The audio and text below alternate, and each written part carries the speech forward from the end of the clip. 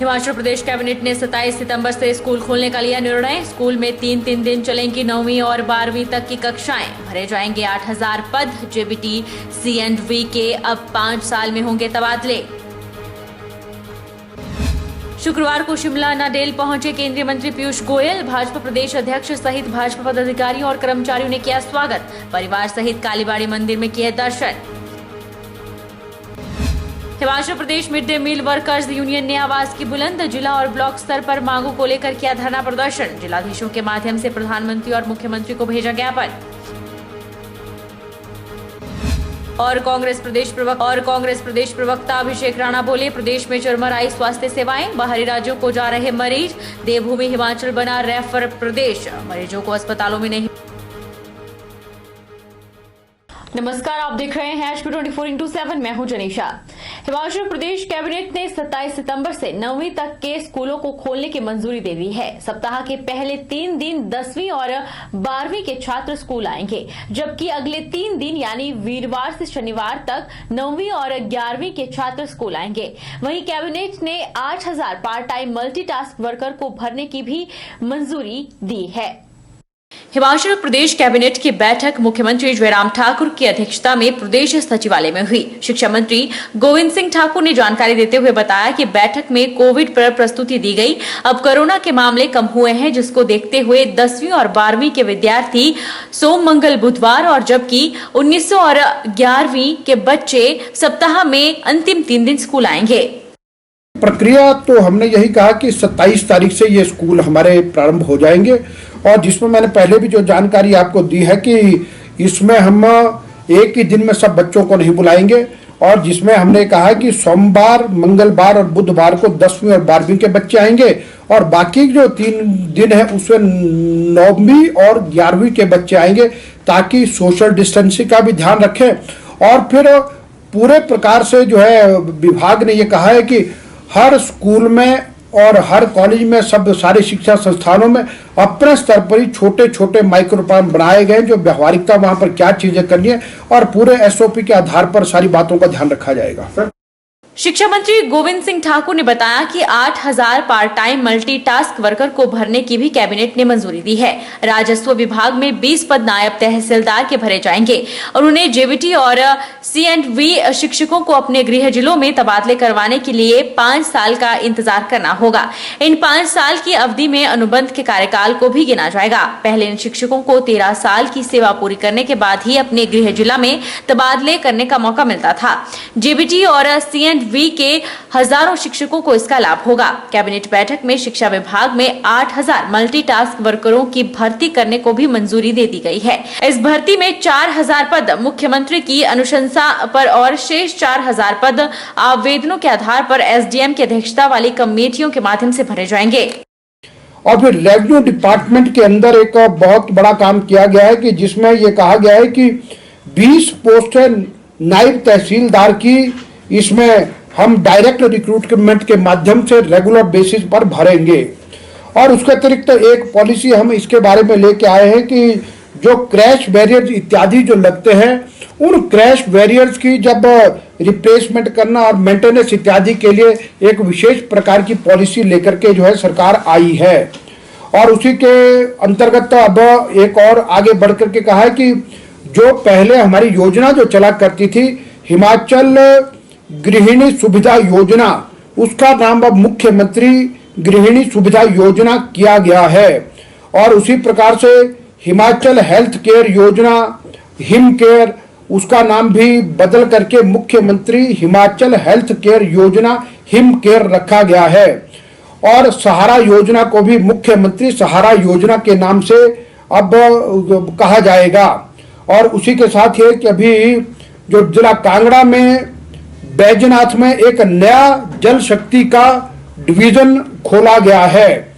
और उसी के अतिरिक्त कुल्लू जिला के हमारे हाई स्कूल पलचान है, हाई स्कूल जाना है, हाई स्कूल शिरड है, इन स्कूलों को अब सीनियर सेकेंडरी स्कूल किया जाएगा।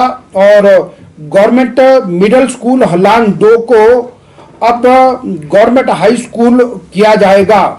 और इन सभी स्कूलों को अपग्रेड करने के साथ साथ 22 पदों को भी स्वीकृति प्रदान की गई है। वाणिज्य, उद्योग, खाद्य और सार्वजनिक वितरण मंत्री पीयूष गोयल हवाई मार्ग से शुक्रवार को शिमला अनाडेल पहुंचे, जहां भाजपा प्रदेश अध्यक्ष सुरेश कश्यप, मंत्री राजीव सहजल, भाजपा पदाधिकारियों और कर्मचारियों द्वारा मंत्री पीयूष गोयल का स्वागत किया गया। मंत्री पीयूष गोयल ने परिवार सहित शिमला में मां काली बाड़ी मंदिर में जाकर मां का आशीर्वाद प्राप्त किया। जब भी पीयूष गोयल शिमला आते हैं तो कालीबाड़ी का आशीर्वाद जरूर लेते हैं। राज्य महिला आयोग की अध्यक्षा डॉक्टर डेजी ठाकुर ने महिलाओं से अपने अधिकारों को लेकर सजग रहने का आग्रह किया है। उन्होंने कहा कि जरूरी है महिलाएं अन्याय के खिलाफ संघर्ष करें और अपने हक के लिए आवाज बुलंद करें। महिला आयोग इसमें उनकी हर संभव सहायता करेगा। मंडी में शुक्रवार को घरेलू हिंसा अधिनियम 2005 पर एक दिवसीय प्रशिक्षण का आयोजन हुआ, जिसमें राज्य महिला आयोग की अध्यक्षा डॉक्टर डेजी ठाकुर ने शिरकत की। इस प्रशिक्षण कार्यक्रम में मंडी जिला के संरक्षण और सुरक्षा अधिकारियों, निरीक्षकों और बाल विकास परियोजना विभाग के अधिकारियों ने भाग लिया। डेजी ठाकुर ने बताया कि राज्य महिला आयोग द्वारा महिलाओं की सहायता के लिए संरक्षण और सुरक्षा अधिकारी नियुक्त किए गए हैं, जो पीड़ित महिलाओं की शिकायतों का निराकरण करते हैं, गंभीर समस्याओं को उच्च स्तर तक पहुंचाने में उनकी सहायता करते हैं। नियुक्त अधिकारी महिलाओं को उनके अधिकारों की जानकारी भी समय समय प्रदान करते हैं। उन्होंने बताया कि कोरोना काल में महिलाओं की सहायता के लिए एक व्हाट्सएप नंबर जारी किया गया था, जो महिलाओं की शिकायतों का निवारण में बहुत कारगर रहा। उन्होंने बताया कि राज्य सरकार द्वारा महिला आयोग का गठन कर महिलाओं को एक ऐसा मंच प्रदान किया गया है, जहां महिलाएं अपनी समस्याओं का निःशुल्क समाधान पाती हैं।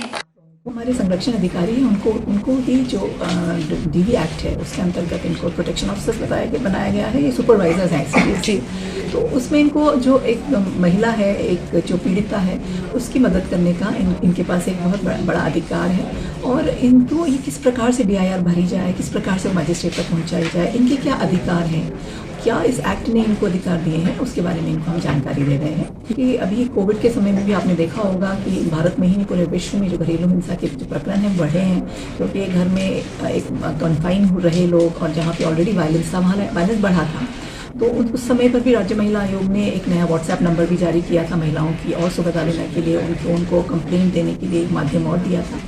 तो इस प्रकार से जो है राज्य महिला आयोग महिलाओं के लिए नए से नए कोई ना कोई जो है तरीके ढूंढते हैं, जिससे हम उनके जो भी उनकी शिकायतें हैं उनको हम उनका निराकरण कर सकें। पिछले करीब 1.5 साल से बिजली बोर्ड द्वारा दृष्टि बाधित के पदों का परिणाम घोषित न करने पर दृष्टि बाधित संघ मुखर हो गया है।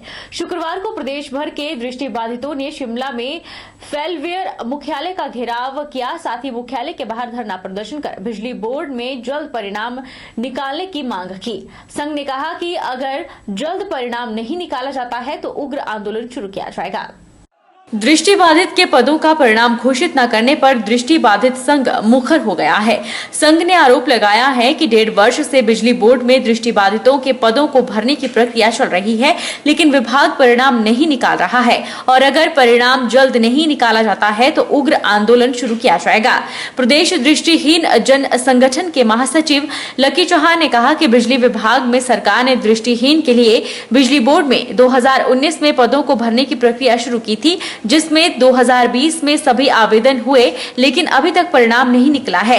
कई बार बिजली बोर्ड के निदेशक से मिले और परिणाम निकालने की गुहार लगाई, लेकिन परिणाम नहीं निकाला गया, जिससे मजबूर होकर वेलफेयर विभाग के बाहर धरना देना पड़ा। उन्होंने कहा कि वेलफेयर विभाग द्वारा ही उनकी पोस्टें निकाली जाती हैं, जिसके चलते यहाँ पर धरना दिया जा रहा है। दृष्टिहीन पिछले 1.5 साल से रोजगार का इंतजार कर रहे हैं, लेकिन बिजली बोर्ड के नकारात्मक रवैये से दृष्टिहीनों को रोजगार से वंचित रखा जा रहा है। और जो आज हमारा ये धरना प्रदर्शन है, ये जो है डायरेक्टर वेलफेयर ऑफिस के बाहर है। वो इसलिए क्योंकि हमारी जो पोस्टिंग है वो थ्रू वेलफेयर डिपार्टमेंट होती है, हमारी अपॉइंटमेंट थ्रू वेलफेयर डिपार्टमेंट होती है किसी भी डिपार्टमेंट के लिए। तो इलेक्ट्रिसिटी बोर्ड में 2019 की पोस्टें आई हुई है और 2019 की पोस्टों का डॉक्यूमेंटेशन 2020 अक्टूबर 21 अक्टूबर तक हुआ है और 1 साल लग गया इस डिपार्टमेंट को रिजल्ट निकालने में। अधिकारियों के नकारात्मक रवैये के कारण, डायरेक्टर साहब के नकारात्मक रवैये के कारण हमारी सुध नहीं ली गई 1 साल में। इसलिए हमें आज यहाँ पर विवश होकर आना पड़ा है और हमारे को 1 तारीख को डायरेक्टर साहब के साथ मीटिंग भी हुई थी हमारी। उसमें उन्होंने अपने मुंह से कहा था कि 3 दिन में जो है ये रिज़ल्ट आ जाएगा।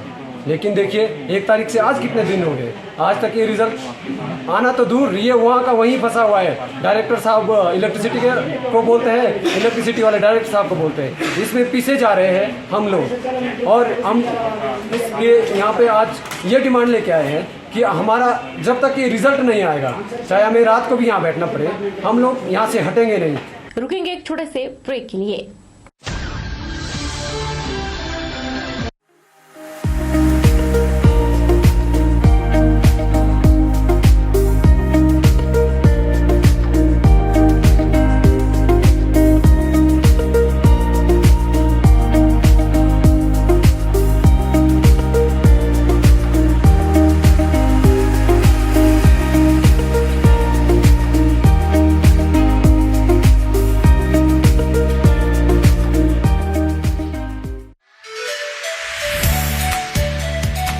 Abhilashi Group of Institution, where you can get admission in 2021 and 22 for BTech in Civil, Mechanical, Electrical and Computer Science Engineering, Diploma in Civil, Mechanical, Electrical Engineering, B Pharmacy, BSc Nursing, PB BSc Nursing, A&M, GNM, B.Ed, DLEd, MSc in Physics, Chemistry, Botany. For detailed inquiry, please contact Abhilashi Group of Institution, near Chowk, Tehsil Bal, District Mandi, Himachal Pradesh.